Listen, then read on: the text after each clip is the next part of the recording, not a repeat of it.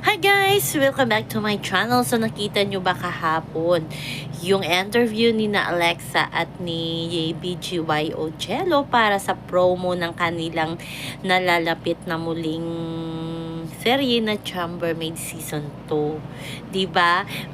Yung ibang-iba na talaga ang aura nilang dalawa kung ikumpara natin sa pag-promo nila noon sa una nilang pagtatambal sa Chambermaid Season 1, di ba? Ngayon ay parang iba na talaga ang mga kilos nila, wala nang ilangan, lalo na itong si Alexa Ilacad. Magsi-selfie lang sila para sa kanilang mga fans. Ang higpit ng backhug ni Alexa kay Cello na parang pag-aari niya talaga at sinasabi niyang jowa ko to, walang aagaw, charing. Pero masaya tayo nakita natin itong si Cello at si Alexa na talagang close na sa isa't isa. Si BGY Ocello hindi na naiilang at nahihiya kay Alexa. Si Alexa naman ay parang natural na ang paghawak sa kamay ni Cello. Kahit sa interview ay mabilis yung kamay ni Alexa, hawakan paa ni Cello yung kamay habang sumasagot sa interview. Nahalata nyo ba yun guys?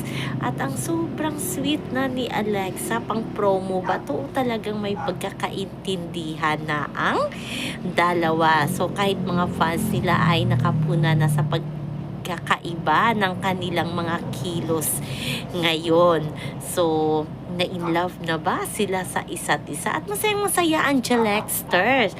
Kasi after ng promo interview nila ay talagang nagtipon-tipon sila kasama ang kanilang mga fans. So, doon natin nakita yung video na nakabakhag itong si Alexa habang nagsiselfie si BGY Ocello. Kahit nga ang nandoon daw na personal ay para silang mga asukal sa tamis. O, diba? Ang OA na. Pero, masayang-masaya tayo para sa mga fans ni na Alexa at ni BGY Ocello na talagang masayang-masaya na nakita nila na okay itong si Alexa at si Cello. Hindi na nahihiya sa isa't isa. Komportable na sa yakapan, sa holding hands, sa hawakan, kahit sa backhug nga, diba? Halata mo talaga kay Alexa na talagang close na siya kay BGY Ocello. So, yun muna guys ang ating update. Abangan natin.